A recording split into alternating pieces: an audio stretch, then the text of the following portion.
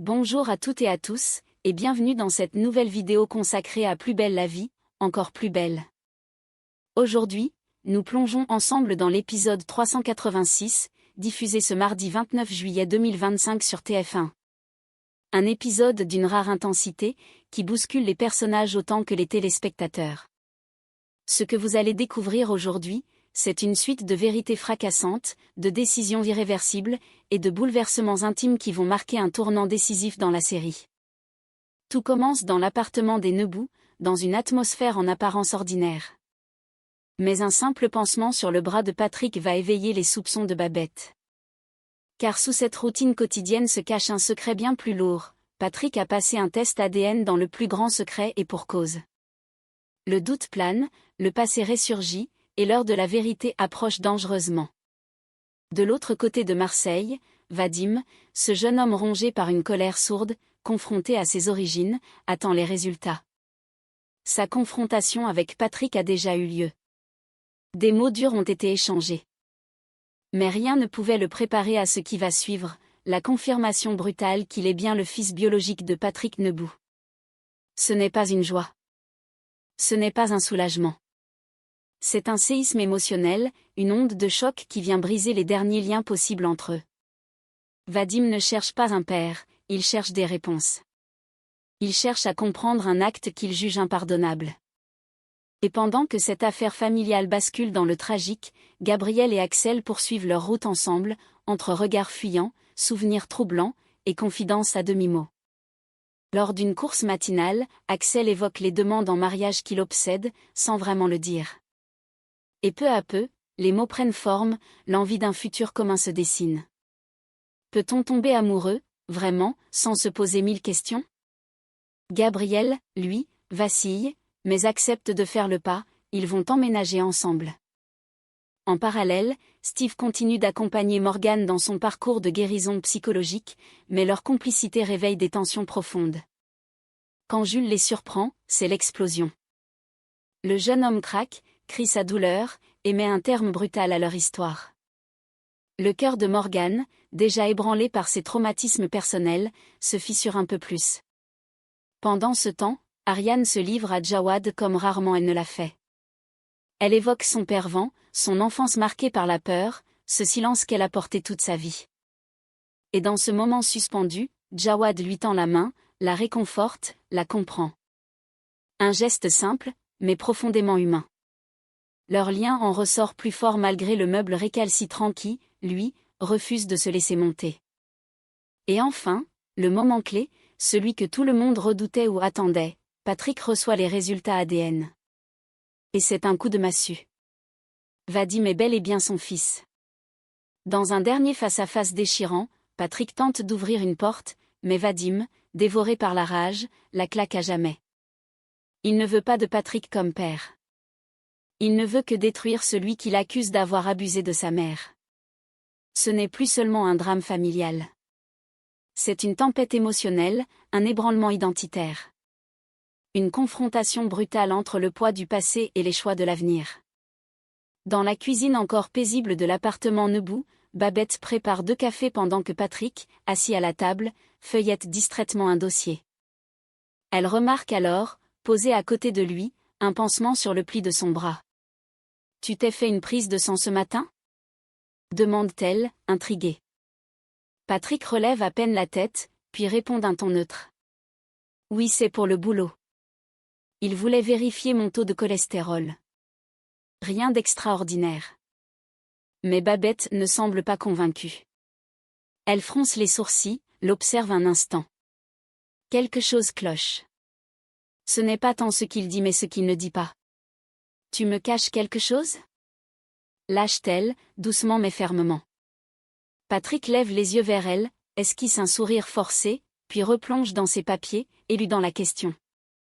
Plus tard, au commissariat, Boé se glisse dans le bureau de Babette à l'infirmerie avec un air mi-sérieux, mi-inquiet. « Il va bien, Patrick ?» demande-t-il, presque à mi-voix. Pourquoi cette question ? Je le trouve un peu tendu ces derniers temps. Plus nerveux que d'habitude. Babette acquiesce silencieusement. Elle aussi l'a senti. Quelque chose se trame, c'est certain. Mais quoi? Et surtout, pourquoi Patrick refuse-t-il de l'impliquer? Morgan retrouve Vadim dans le jardin du pavillon des fleurs, assis à l'ombre d'un figuier.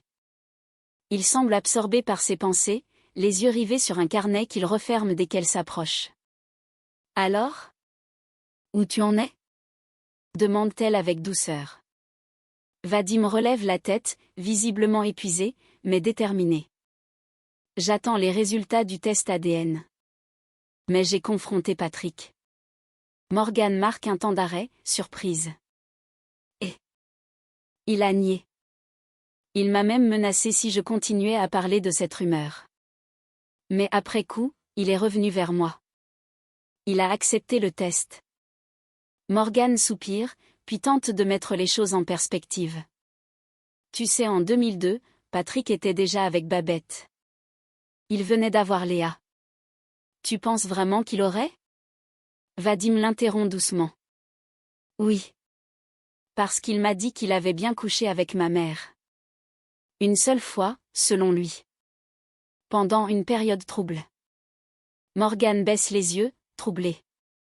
Vadim, lui, reste calme, presque résigné. Mais je te le dis franchement, Morgan, même si c'est lui, je veux juste savoir. J'ai besoin de la vérité, c'est tout. Je ne suis pas venu chercher un père. Je n'attends rien de lui. Il ne me doit rien. Morgan le regarde longuement, touché par la gravité de ses mots. Et ta mère? Tu vas lui dire? Pas maintenant. Elle est trop fragile. Elle a déjà tout sacrifié pour moi. C'est à moi de porter cette vérité, pas à elle. Un silence s'installe, chargé de respect et de compréhension. Ce que Vadim cherche, ce n'est pas une famille. C'est une réponse. Une paix intérieure. Une clé pour comprendre qui il est vraiment. Dans l'appartement encore en désordre, Jawad se penche sur les pièces éparpillées du meuble de bureau de Zoé. Il plisse les yeux face à la notice, un peu trop confiant. Franchement, 15 minutes top chrono. J'ai déjà monté des meubles bien plus compliqués. Ariane s'approche, un sourire malicieux aux lèvres. Elle l'enlace par derrière, glisse ses mains sous son t-shirt. Moi j'avais autre chose en tête pour les 15 prochaines minutes. Mais Jawad, concentré, repousse doucement ses avances avec une grimace d'excuse. Promis, dès que j'ai vissé le dernier pied, t'as toute mon attention. 1 heure passe. Puis 2. Les planches s'entassent, une vis roule sous le canapé. Ariane, affalée dans un coin du canapé, soupire bruyamment en fixant son téléphone. Tu comptes coucher avec ce meuble ou bien? Jawad, en sueur, tente de cacher son agacement. Mais il manque une pièce. Je suis sûre qu'ils ont oublié un truc dans le carton. C'est à ce moment-là que Zoé rentre, en short et lunettes de soleil, une serviette sur l'épaule. Elle s'arrête net en voyant le chantier. Oh. Vous y êtes encore? Moi je pensais que ce serait déjà monté. Jawad la regarde, exaspéré. Et tu comptes filer un coup de main ou juste te moquer? Zoé lui adresse un clin d'œil désinvolte. Je pense que je vais aller à la plage. Trop de tension ici et puis, j'ai confiance en toi, Jawad. Elle disparaît aussi vite qu'elle est venue, laissant Jawad seul avec son meuble récalcitrant et une Ariane au bord de la rupture de patience. Gabriel et Axel courent côte à côte le long de la corniche, dans la lumière douce du matin. Les vagues s'écrasent au loin, et le rythme de leur foulée se mêle aux cris des mouettes. Mais malgré ce décor paisible, l'atmosphère entre eux est légèrement tendue, presque imperceptiblement. Axel lance un regard à Gabriel, puis tente de briser le silence. Tu veux ralentir un peu? Gabriel hoche la tête, un peu essoufflé, mais surtout distrait. Il s'arrête près d'un banc. Axel s'étire, pose un genou à terre pour détendre ses cuisses, un geste simple et anodin pourtant, dans l'esprit de Gabriel, une image surgit, celle du jour où Axel s'était accroupi pour retrouver la bague tombée entre les lattes du parquet du cabinet. Un moment anodin, mais qui avait déclenché chez Gabriel une vague de trouble qu'il n'avait pas su expliquer sur le moment. Il détourne les yeux, mal à l'aise. Axel le remarque aussitôt. Ça va? T'es bizarre. Depuis tout à l'heure, tu me fuis du regard. Gabriel hésite, puis finit par souffler, en détournant encore un peu plus la tête. C'est rien, juste un souvenir qui revient, un peu gênant. Axel le fixe, intrigué, mais ne creuse pas davantage. Un court silence s'installe, suspendu, puis Axel se relève et lui sourit. Si tu veux, on en parle pendant le retour. Ou pas. Je suis pas pressé. Gabriel le remercie d'un regard discret. Puis, sans un mot de plus, ils reprennent leur course, côte à côte. Le silence entre eux est encore là, mais plus léger. Moins pesant. Peut-être qu'avec le temps, ce malaise finira par disparaître. Ou peut-être qu'il les rapprochera encore davantage. Alors qu'ils marchent côte à côte sur le chemin du retour, les baskets frottant doucement le bitume humide, Axel jette un coup d'œil vers Gabriel. Le silence s'est installé entre eux depuis plusieurs minutes, mais cette fois, ils le rond d'une voix douce, presque gênée. J'ai l'impression de voir des demandes en mariage partout en ce moment. Gabriel tourne la tête vers lui, surpris, un sourcil levé. Comment ça? Axel sourit un peu, un sourire mi-amusé, mi-troublé. Je sais pas, depuis quelques jours, je vois des vidéos, des gens qui s'agenouillent, des bagues, et même l'autre jour, quand j'ai retrouvé la tienne par terre, j'ai eu un moment bizarre. Comme si c'était moi qui faisais une demande. Il marque une pause, cherche ses mots avec sincérité. C'est idiot, hein? Mais je me demande si c'est pas mon inconscient qui essaie de me dire un truc.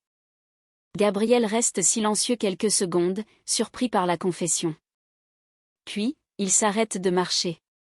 Axel s'immobilise aussi, face à lui. Le regard de Gabriel est intense, hésitant, presque tendre. Tu penses vraiment à ça? À t'engager? Axel hausse les épaules, un peu nerveux. Pas forcément maintenant. Mais j'ai jamais ressenti ça avec quelqu'un d'autre. Je sais pas où ça va, mais je sais que j'ai envie que ça dure. Gabriel esquisse un léger sourire, touché. Il ne répond pas tout de suite, mais dans son regard, quelque chose a changé. Peut-être une forme de reconnaissance, ou même un début de projection. Ils reprennent la marche, sans mot de plus, mais côte à côte, plus proches qu'avant. Comme si, à défaut d'une bague, ce moment venait de sceller quelque chose d'essentiel entre eux. Le cœur battant un peu plus fort que d'habitude, Axel regarde Gabriel droit dans les yeux, avec cette sincérité désarmante qu'il sait si bien exprimer. Ils sont assis l'un en face de l'autre, dans l'intimité d'un moment volé à l'agitation du Mistral. J'ai jamais été aussi bien avec quelqu'un, Gabriel. Je t'aime. Et j'ai envie qu'on construise quelque chose ensemble. Gabriel le fixe, ému, presque pris de court. Axel enchaîne, d'une voix douce. Et si on emménageait ensemble? Il y a un silence. Un de ces silences qui veulent tout dire. Gabriel hoche lentement la tête, un sourire se dessinant sur ses lèvres. Ok. Allons-y. Plus tard, au cabinet, Gabriel se confie à Léa. Il est à la fois rayonnant et légèrement fébrile. On va prendre un appart tous les deux. Léa sourit, complice. C'est génial.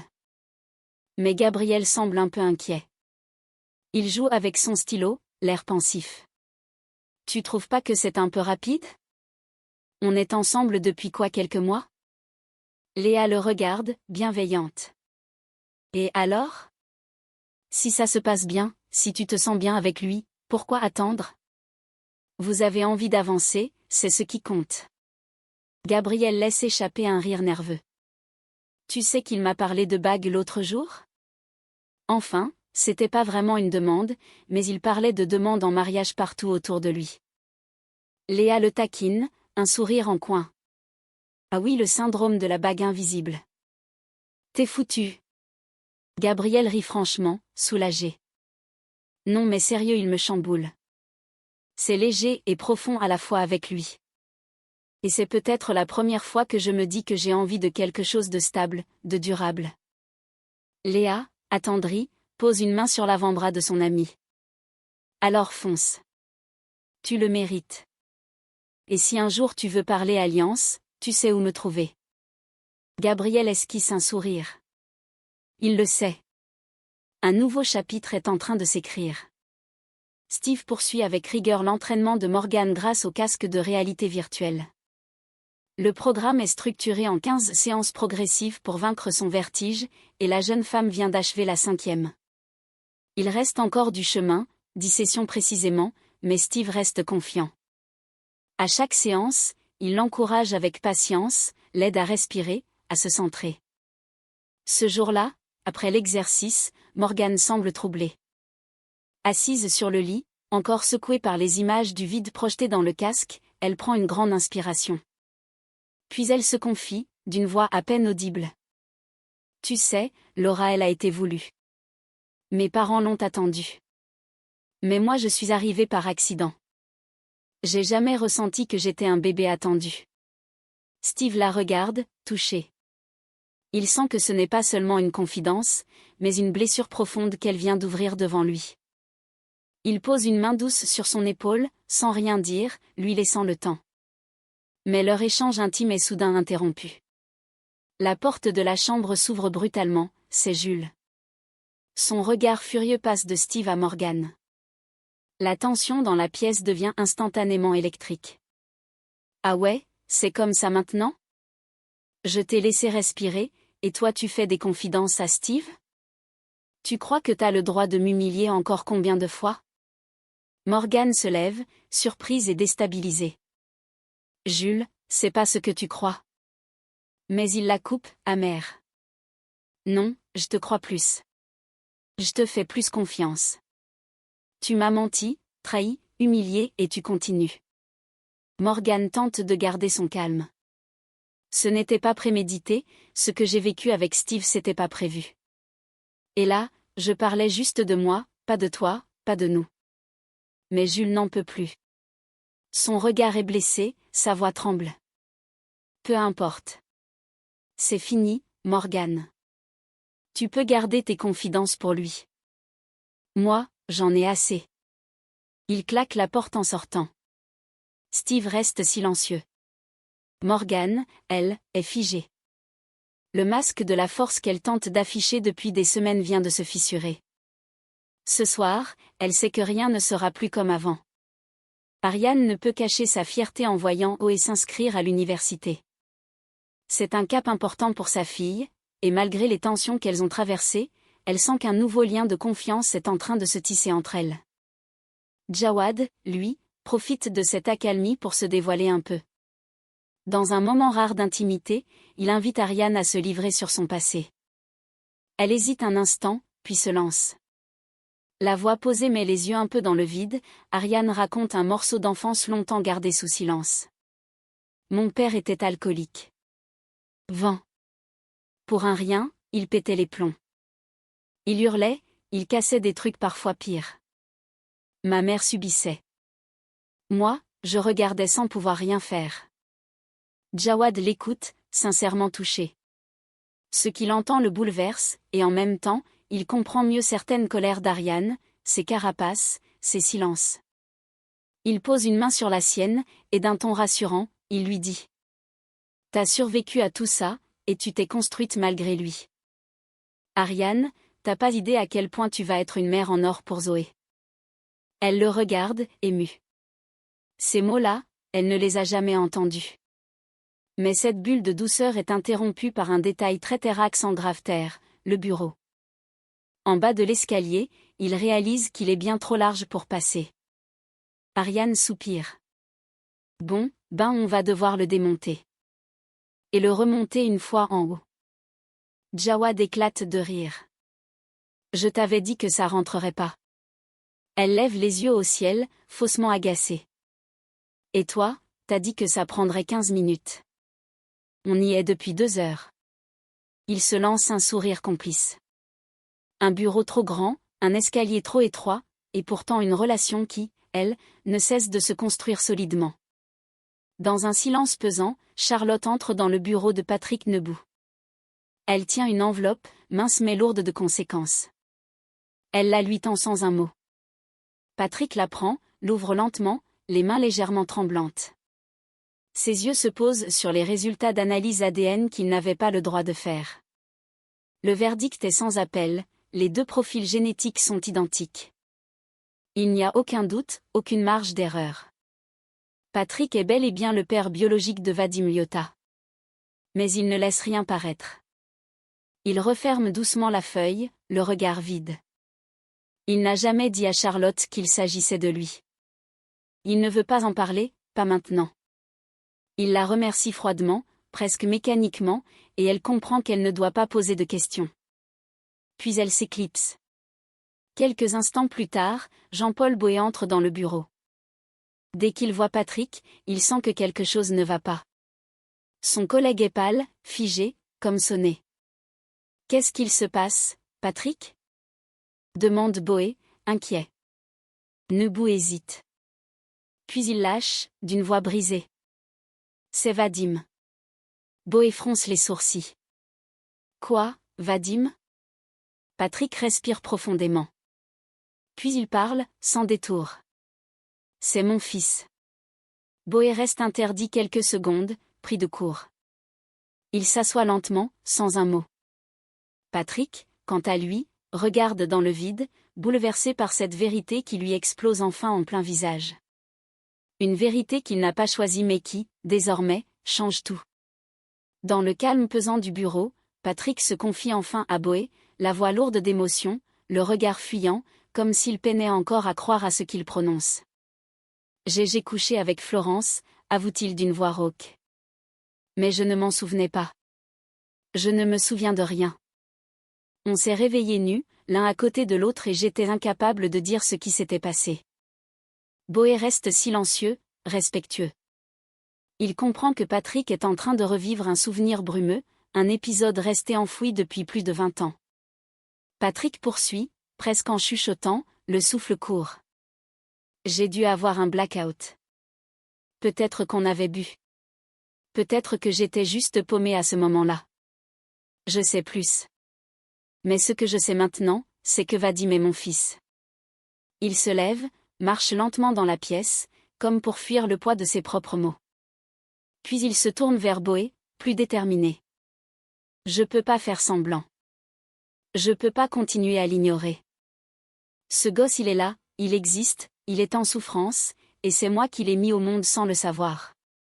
Il marque une pause. J'ai été absent toute sa vie. Mais maintenant que je sais, je veux assumer.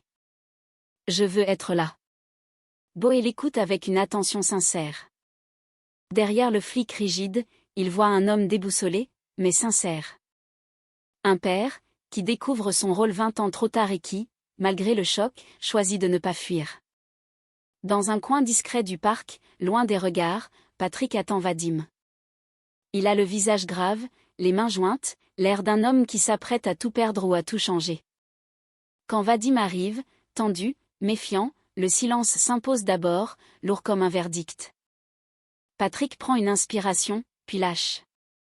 Tu avais raison. Je suis ton père. Vadim ne bronche pas, mais son regard s'assombrit. Patrick enchaîne, le ton calme, presque douloureux. Ta mère ne m'a jamais dit qu'elle était enceinte. Si j'avais su, j'aurais pris mes responsabilités. À ces mots, Vadim éclate, la colère contenue depuis trop longtemps jaillit. C'est trop facile de dire ça maintenant. Après toutes ces années. Il le fusille du regard, la voix tremble, pas de chagrin, juste une rage glaciale. J'ai pas besoin de vous. Je me suis construit sans père. Sans vous. Vous me dégoûtez. Patrick encaisse le coup, silencieux. Mais Vadim ne s'arrête pas là. Il fait un pas en avant, son regard dur fixé dans celui de Patrick. Vous croyez que je cherchais un père? Non. Je voulais savoir qui était le porc qui avait fait ma mère. Patrick vacille, pris de plein fouet. Mais Vadim poursuit, implacable, sans relâche. Maintenant que je sais, je vais tout faire pour vous détruire. Vous croyez que je vais vous pardonner? Jamais. Et il tourne les talons, laissant Patrick seul, brisé, dans ce silence étouffant. Le genre de silence qu'on n'oublie jamais. Voilà, chers passionnés de Plus belle la vie, ce que nous réserve cet épisode 386, un épisode d'une densité rare, bouleversant, sans concession. Une fresque humaine où chaque personnage se débat avec ses contradictions, ses blessures, ses vérités. Patrick Nebout, figure jusqu'ici stable du Mistral, voit sa vie basculer en une seule phrase, c'est Vadim. C'est mon fils. Mais cette paternité ne vient pas avec la tendresse des retrouvailles. Elle arrive avec le feu de la colère, avec le rejet, le dégoût, l'accusation. Et face à ça, il ne peut que constater les dégâts d'une histoire qu'il n'a jamais eu la chance ou le courage de comprendre à temps. Vadim, quant à lui, n'est pas venu chercher un père. Il est venu chercher la vérité. Mais cette vérité le détruit presque autant qu'elle détruit Patrick. Peut-on survivre à une telle révélation? Peut-on construire quelque chose sur les ruines d'un passé qu'on ne maîtrise pas? Gabriel et Axel, eux, incarnent une autre facette de la série, celle de l'espoir, du renouveau, d'un amour qui avance pas à pas, malgré les doutes. Leur désir d'avenir, leur envie de construire ensemble, apportent une lumière précieuse dans cet épisode très sombre. Et puis il y a Morgan, Jules, Steve, Ariane, Jawad, tous ces personnages qui, à leur manière, traversent des zones de turbulence, mais continuent d'avancer, de parler, de se livrer. Ce sont leurs fêlures qui les rendent humains. Ce sont leurs faiblesses qui nous touchent. Merci d'avoir regardé cette vidéo. Si cette plongée dans les coulisses du Mistral vous a parlé, si vous avez vibré, été ému, révolté, ou simplement curieux d'en savoir plus, n'oubliez pas de liker, de vous abonner, et de partager vos réactions en commentaire. Selon vous, Patrick peut-il être pardonné? Vadim est-il allé trop loin? Et Gabriel et Axel, sont-ils prêts pour cette nouvelle étape? On se retrouve très vite pour la suite, car dans Plus belle la vie, chaque vérité en cache une autre et la prochaine pourrait bien tout faire exploser. À très bientôt sur la chaîne.